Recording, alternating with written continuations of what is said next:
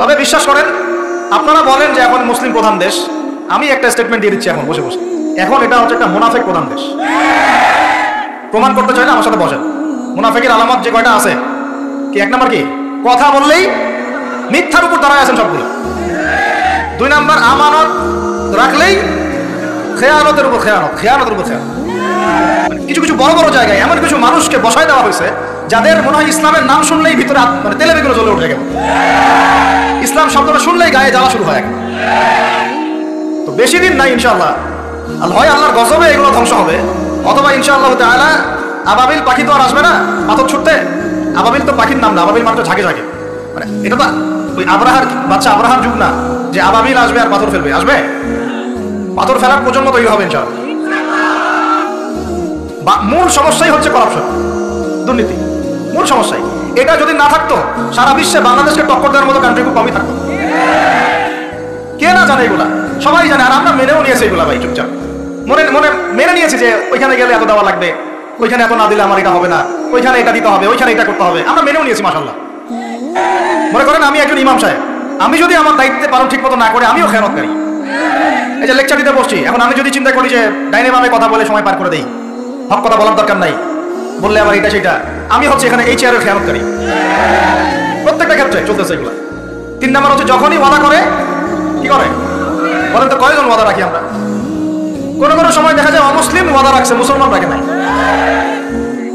দুধ কিনতে যাবেন, আমরা হিন্দু ভাইয়ের দোকান খুঁজতেছে, ও পানি মিশাবে না, আপনার কনফিডেন্স তৈরি হয়ে গেছে। মুসলমানের দোকানে যান না কেন, ও পানি মিশাবে। কি একটা অবস্থা, কি একটা অবস্থা। নবী সাল্লাল্লাহু আলাইহি ওয়াসাল্লাম একদিন এভাবে লেকচার দিচ্ছেন, মানে খুতবা দিচ্ছেন, একজন দাঁড়িয়ে বলছেন সাহাবী যে কবে কিয়ামত হবে ইয়া রাসূলুল্লাহ? তিনি বলছেন যে যখন দেখবা যে অনুপযুক্ত ব্যক্তির হাতে দায়িত্ব অর্পণ করা হয়েছে তখন ফান্তাযিরুস সাআ, কিয়ামতের অপেক্ষা করবে। আমরা এই যুগে বাস করতেছি না, এমন কোনো পাপ নাই এই শহরে হচ্ছে না। মূল পাপ কয়েকটা হচ্ছে, 1 নাম্বার হচ্ছে শিরক, কি হচ্ছে? তারপরে হচ্ছে প্রতারণা। নবী সাল্লাল্লাহু আলাইহি ওয়াসাল্লামের কথা কি মিথ্যা? তিনি বলছেন কিয়ামতের মাঠে বহু মানুষ উঠবে উহুদ পাহাড়ের সমান নেকি নিয়ে, একেবারে। উহুদ পাহাড় দেখছেন আপনারা কেউ? অনলাইনে দেখে নেন, বিশাল পাহাড়। জানাজার নামাজে শরীক হইলে 1 কেরাত নেকি হয়। 1 কেরাত মানে 1 উহুদ পাহাড় সমান, আর মাটি দিয়ে আসলে আরেক কেরাত নেকি হয়, মানে আরেকটা উহুদ পাহাড়ের সমান। উহুদ পাহাড়ের সমান আরো উঁচু উঁচু নামাজের নেকি, জাকাতের নেকি, হজের নেকি, উমরার নেকি উঠবে বহু মানুষ। আমরাই হয়তো বা তার আল্লাহ পাক আমাদেরকে মাফ করুন। ওঠার পরে বহু মানুষ সামনে দাঁড়ায় থাকবে, কাউকে গালি দিছে, কাউকে অন্যায়ভাবে মারছে, কাউকে রিমান্ডে নিয়ে একেবারে পেদানি দিছে, নির্দোষ ছিল, কারো নামে মিথ্যা মামলা দিছে, কারো নামে অপবাদ ছড়াইছে, বেচারা ভালো ছিল, সৎ ছিল, অপবাদ ছড়াই দিছে। কারো নামে ধরেন যে কারো গীবত করছে, কারো টাকা নিয়ে টাকা দেয় নাই, হ্যাঁ, কারো জমি আত্মসাৎ করে খাইছে, ভূমিদস্যু ছিল। মানে মানুষের সাথে জড়িত পাপ ছিল। কি ছিল? অন্যের সাথে জড়িত, মানে অন্যের হক নষ্ট করছে, অন্যের। এখন আল্লাহ পাক বলবেন যে তোমার এই ঋণ এখন শোধ করো। ওই দিন তো ঋণ শোধ করার কোনো বুদ্ধি আছে? বুদ্ধি নেই। এখন কি পদ্ধতি? ফেরেশতাদেরকে বলা হবে এই ব্যক্তির আমলনামায় যে নেকিগুলো আছে, নামাজের নেকি, রোজার নেকি, হজের নেকি, যাকাতের নেকি, এইগুলা দিয়ে ওদের আমলনামা ভর্তি করো, যারা পাওনাদার দাঁড়ায় আছে। এই ভর্তি করতে করতে করতে করতে এক সময় দেখা যাবে এই ব্যক্তির আমলনামা ফাঁকা হয়ে যাবে। তখন কি হবে? ফেরেশতাদেরকে বলা হবে ওই যে যারা ভুক্তভোগী ওদের আমলনামা থেকে গুনাহ নিয়ে এই ব্যক্তির আমলনামায় ঢাল। এরপরে ওই ব্যক্তিগুলো দেখা যাবে জান্নাতে চলে গেছে, মাজলুম ছিল পৃথিবীতে, ওই দিন সফল হয়ে গেছে, জান্নাতে চলে গেছে। এবার দুনিয়া জালেম ছিল, এই জাহান্নামে চলে গেছে। নাউজুবিল্লাহ। আল্লাহ পাক আমাদেরকে এরকম মানুষের হক নষ্ট করা থেকে হেফাজত করে না। ভাই মানুষের হক নষ্ট করতে যায় না, নিজে আমল তো এমনিই কম, ভাঙাচোরা ইমান, মুনাফিকের মতো বসবাস করতেছি। এখন তো আমরা মুনাফিকের মতো বসবাস করতেছি এই দুনিয়াতে। এখন যারা আমার মনে হয় মন থেকে ইমানের দাবি করতে পারে শক্তভাবে যে হ্যাঁ আমরা ইমানদার, এরা হচ্ছে গাজ্জার ওই মুজাহিদ ভাইরা, বুঝলেন এই কথা? তারা মনে হয় দাবি করতে পারে যে হ্যাঁ আমরা ইমানদার। আমরা তো নেফাকের উপরে আছি, এখন আমরা তো স্বীকৃতি দিতে পারতেছি না, সত্যকে স্বীকৃতিও দিতে পারি না, বরং আমরা মানচিত্র থেকে ফিলিস্তিনের মানচিত্র উঠাই দিলাম, দিয়ে যারা জালেম ওদেরটা প্রতিষ্ঠা করলাম। ওইটাও পাঠ্যপুস্তকে আসছে, আপনারা তো শুধু একটাই শুনে বসে আছেন, একটাই শুনে আসেন আপনারা। শরীফা তো আছে, এইটার একটা ইস্যু ছিল। আল্লাহ পাক আমাদেরকে চোখ খুলুন, আল্লাহ পাক আমাদের চোখ খোলার তৌফিক দান করেন। আর ভাই বাইরের চোখ তো সবারই খোলা, ভিতরের চোখটা খোলার তৌফিক দান করেন। আমি অনেক ভিতরে চলে আসছি, বুঝাতে চাচ্ছিলাম যে এই বিশ্বে এখন আল্লাহ পাককে সার্বভৌম ক্ষমতার অধিকারী মানা হচ্ছে না। এটা হচ্ছে বৈশ্বিক শিরক। রাজনৈতিক ক্ষেত্রে আমরা আল্লাহর সার্বভৌমত্ব মানছি না, অর্থনৈতিক ক্ষেত্রে আমরা আল্লাহর দেয়া বিধান মানছি না, শিক্ষা ক্ষেত্রে আমরা আল্লাহ পাকের দেয়া শিক্ষানীতি মানছি না, সংস্কৃতির মধ্যে আমরা আল্লাহর সংস্কৃতি মানছি না, ব্যক্তি জীবনে, ইবাদতের জীবনে পারিবারিক জীবনে, সামাজিক জীবনে আমরা আল্লাহ পাকের সার্বভৌমত্বকে বাদ দিয়ে মানুষের সার্বভৌমত্ব প্রতিষ্ঠা করেছি। আর আমরা তেলাওয়াত করতেছি তাবারাকাল্লাযী বিয়াদিহিল মুলক, আবার করতেছি কুলিল্লাহুম্মা মালিকাল মুলক, হে বলুন হে রাজত্বের অধিকারী, তুতিল মুলকা মান তাশা ওয়া তানজিউল মুলকা মিম্মান তাশা। আয়াত তো জানেন না আপনারা, সূরা আলে ইমরানে আছে। তো আমাদের কথা আর বাস্তবতার মধ্যে অনেক ফারাক। আল্লাহ পাক আমাদেরকে কোরআন গভীরভাবে অনুধাবন করার তৌফিক দান করেন। খালি তেলাওয়াত করলেই হবে না ভাই, এর অর্থটা জানতে হবে। অর্থ না জানলে পরে তেলাওয়াত করলে নেকি হবে না এটা বলি নাই আমি, বলেছি শুধু তেলাওয়াত করলেই পুরো হক আদায় হয় না। শুধু তেলাওয়াত করলেই পুরো হক আদায় হয় না, হয় না, হয় না, 100 বার হয় না। আবার বলতেছি শোনেন ভালো করে, তেলাওয়াত করলে প্রত্যেক হরফে 10 নেকি হয়, কিন্তু শুধু তেলাওয়াত করলেই কোরআনের সম্পূর্ণ হক আদায় কোশ্চিন কালেও হয় না। এই যে অর্থগুলো না জানলে আপনি কিভাবে বাস্তবায়ন করবেন, বুঝবেন কিভাবে, কি বলেছেন আল্লাহ কোরআনে? এই যে একটা আয়াত দিয়ে এতগুলো কথা বললাম, আপনারা এখন চোখ খুললো যে সারা বিশ্বে আল্লাহর সার্বভৌমত্ব, সভরেন্টি নাই। এখন আমরা মানুষ একটা প্রতিষ্ঠা করেছি কিছু কিছু জায়গায়, ইল্লা মাশাআল্লাহ, কিছু কিছু জায়গায় আমরা মেনে নিয়েছি যে আল্লাহ পাকের সার্বভৌমত্ব ক্ষমতার অধিকারী। এখন তো এটা মানুষের হাতে উঠে দিয়েছেন। আল্লাহ পাক আমাদেরকে পাঠাইছেন দুনিয়াতে তার খলিফা হিসেবে। কি হিসেবে? আল্লাহর খলিফার কাজ কি? শয়তানের দাসত্ব করবেন আল্লাহ? বলেন, আল্লাহর খলিফার বৈশিষ্ট্য কি, ফাংশন কি? সে কি শয়তানের দাসত্ব করবে না আল্লাহ? সে কি আল্লাহর বিধান মানবে না শয়তানের? সে কি আল্লাহর সার্বভৌমত্ব মানবে না শয়তানের? তাহলে আমরা আল্লাহ পাকের কয়টা বিধান বাস্তবায়ন করতে পারছি? একজন আমাকে খুব কড়া ভাষায় বলছিলেন একদিন যে আপনি প্রথম ব্যক্তি মনে হয় বলেছেন ঢাকা হচ্ছে সিটি অফ আখিরুজ্জামানে, আপনি চোখে দেখেন না ঢাকা শহরে এত এত মসজিদ আছে? বললাম যে এটা আপনার চেয়ে আগে আমি দেখছি ঢাকা শহরে এতগুলো মসজিদ আছে, আমার কাছে হিসাব করা আছে কয়টা মসজিদ ঢাকায় আছে। তাহলে আপনি বললেন যে এটা সিটি অফ আখিরুজ্জামান। বললাম ঢাকা শহরে এতগুলো যে মসজিদ আছে কত বছর থেকে আছে? বলছে 50, 60, 70 বছর থেকে। তো 70 বছরে কোরআনের আপনি একটা বিধান বাস্তবায়ন করতে পারছেন ঢাকায়? বলেন পারছেন? ঢাকা শহরে কি চোরের হাত কাটা হয়? ঢাকা শহরে কি হচ্ছে জেনার শাস্তি দেওয়া হয়? মদ পান করলে 40 লাঠি দেওয়া হয়, ব্যভিচার করলে রজম দেওয়া হয়, সমকামিতা করলে রজম দেওয়া হয়, ধর্ষণ করলে প্রকাশ্য মৃত্যুদণ্ড দেওয়া হয়।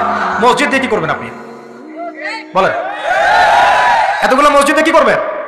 মসজিদে আমরা নামাজ পড়ি, ব্যক্তিগত ইবাদত। আর মানুষের বাঙালিকে কারা জানি বুঝাইছে সারা জীবন যত ইচ্ছা পাপ কর, শেষ জীবন একটা মসজিদ বানাই যাইস বা মসজিদের সভাপতি হয়ে থাকিস, ঠিক আছে? যত ইচ্ছা কর, যা ইচ্ছা কর, সুদ খা, ঘুষ খা, সব কর, শেষে একটা মসজিদ বানাই দিস।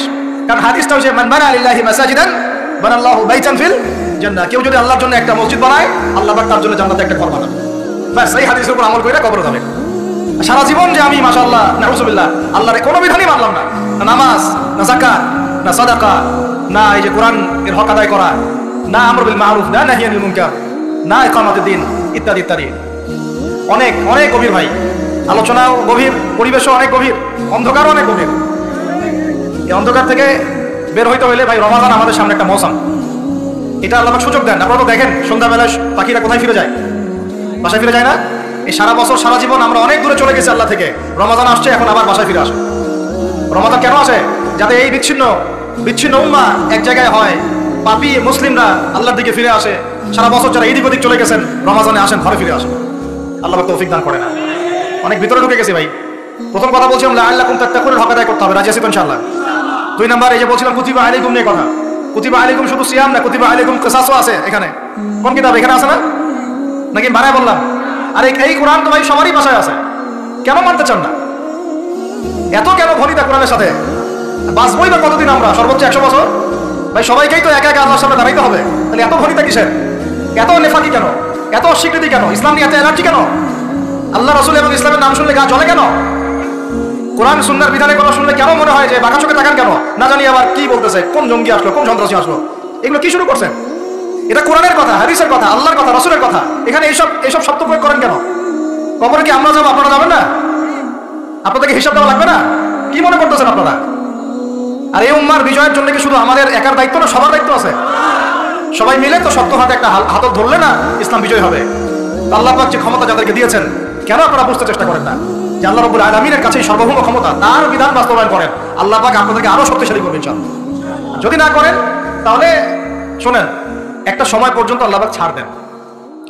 এটা ইতিহাস। নমরুদ একটা লম্বা সময় ছাড় পাইছে, ফিরআউন আরো লম্বা একটা সময় ছাড় পাইছে, আজ জাতি সামুদ, আসহাবুল আইকা, মাদিয়ান, লূত, কত যে কম চলে গেছে হিসাব নাই। ইতিহাসটা খালি পড়বেন কোরআনে, কত যে কম পৃথিবী থেকে চলে গেছে এরই হিসাব নাই। আল্লাহ পাক জানাইছেন অল্প কিছু, বাকি কিছু জানানো নাই। আল্লাহ পাক জানানি নাই অনেক কিছু আমাদেরকে, যেগুলো আমাদের দরকার সেগুলো জানাইছেন কিছু কিছু। কেউ কি টিকতে পারছিল? কেউ কি আল্লাহর বিধানের বাইরে গিয়ে চলতে পারছে? দুনিয়া টিকতে পারছে? কেউ কি চিরস্থায়ী ছিল? কোন নবীও তো চিরস্থায়ী ছিল না। তাহলে কিসের পিছনে ছুটতেছেন? আল্লাহ পাক আমাদের সবাইকে কথাগুলো বোঝার তৌফিক দান করেন। ব্যক্তি জীবন থেকে শুরু করে এক সর্বোচ্চ লেভেল পর্যন্ত কোরআন হাদিস ইসলামকে বাস্তবায়ন করার তৌফিক দান করেন। আল্লাহ পাক যাদের মধ্যে এই সততা আছে, এই মানুষগুলোকে আল্লাহ পাক আমাদের ঊর্ধ্বতন কর্তৃপক্ষ বানায় দেন, আমিন। বা যারা আছেন তাদেরকে আল্লাহ পাক হেদায়েত দান করেন। রমাজানের এই শিক্ষাটার সামনেও এরকম দু একটা শব্দ আছে, কুতিবা আলাইকুমুল কিসাস। আরেকটা তো বললে তো মাথায় খারাপ হয়ে যাবে। বলবো ওই যেখানে দেখছেন কুতিবা আলাইকুমুস সিয়াম, কুতিবা আলাইকুমুল কিসাস, এই ডানে বামেই খুঁজবেন, 3টা পৃষ্ঠার মধ্যেই পাবেন লেখা আছে কুতিবা আলাইকুমুল কিতাল, কুতিবা আলাইকুমুল, এটা আবার কি? কুতিবা আলাইকুমুল কিতাল, তোমাদের উপর যুদ্ধকে ফরজ করা হয়েছে।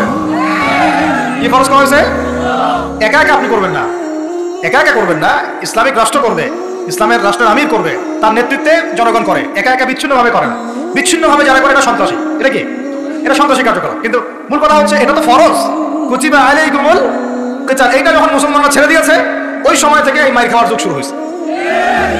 অটোম্যান এম্পায়ারটা সর্বশেষ ওই ফাইট করছিল ওই পশ্চিমাদের সাথে, পরাজিত হয়ে যায় তারা প্রথম বিশ্বযুদ্ধে 1914 থেকে 17-18-এর মধ্যে।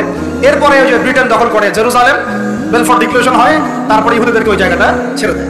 এরপর থেকে যে 100 বছর হলো আমাদের খিলাফা পতনের, 100 বছর হয়ে গেছে। কত বছর? এটা একটা আশারও কথা। আশার কথা কেন? প্রত্যেক 100 বছর পর পর আল্লাহ পাক পরিবর্তন নিয়ে আসে। এটা ইতিহাস ঘাটলে পাবে।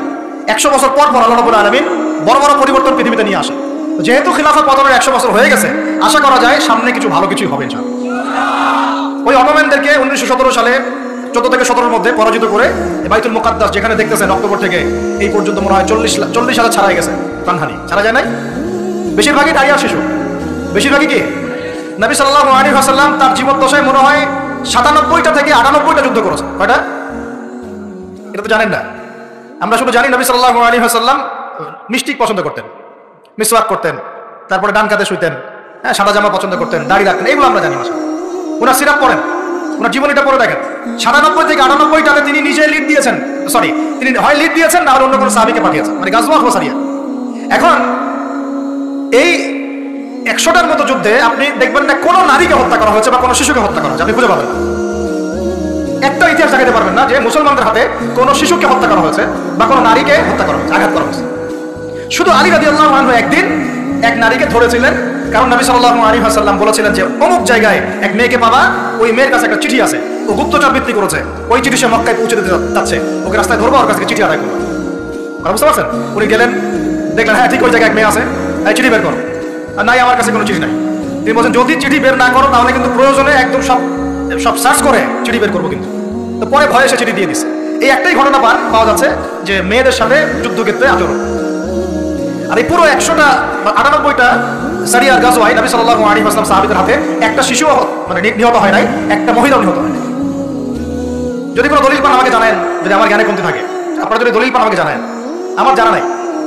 আর আপনি দেখতেছেন অক্টোবর থেকে এই যে এটা কি মাস, মার্চ, এই যে 5, 6, 7 মাসের মধ্যে আপনি দেখতেছেন যে 40-42 হাজার মুসলমানকে মারা হচ্ছে, তার মধ্যে বেশিরভাগই নারী আর শিশু। নারী আর শিশু, এগুলো দেখলে তো ঘুম হয় না আমাদের, কিছু করার নাই, তামাশা দেখতেছি সবাই বসে বসে। আর যাদের করার ছিল এরা বসে খেপসা খায়। কি খায়? ওরা ওই সিনেমা হল উদ্বোধন করে, মদের বার ওপেন করে, হ্যাঁ সুবহানাল্লাহ।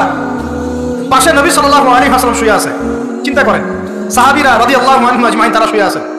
ওখানে গেলে মুমিনদের চোখের পানি ছেড়ে দেয় মানুষ। কি একটা অবস্থা!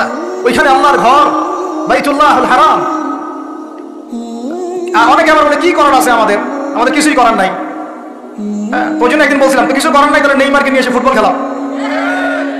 ওটাও চলতেছিল। হ্যাঁ, বিভিন্ন বলিউড তারকা, হলিউড তারকা এসে কনসার্ট করতেছে, এগুলো করেন, কিছু করার নাই তো। বেশি না, আপনারা যদি একটু জিওপলিটিক্স পড়েন দেখবেন 10টা, বেশি না 10টা মুসলিম কান্ট্রি যদি একসাথে হয়, 10টা মুসলিম কান্ট্রি যদি একসাথে হয় বা একটা টেবিলে বসতে পারে, এই 10টা মুসলিম কান্ট্রির কাছে যে পরিমাণ সৈন্য আছে, যে পরিমাণ অস্ত্র আছে, যে পরিমাণ জ্বালানি আছে, যে পরিমাণ তেল আছে, আর যে পরিমাণ গ্যাস আছে, আর বাকি কথা নাই বললাম, এই ইসরায়েলের মতো 100টা দেশের সাথে মোকাবেলা করতে পারে। এক একটা বাচ্চার রক্তের বদলা নেওয়া যাইতো, একটা বনের ইজ্জতের বদলা নেওয়া যাইতো।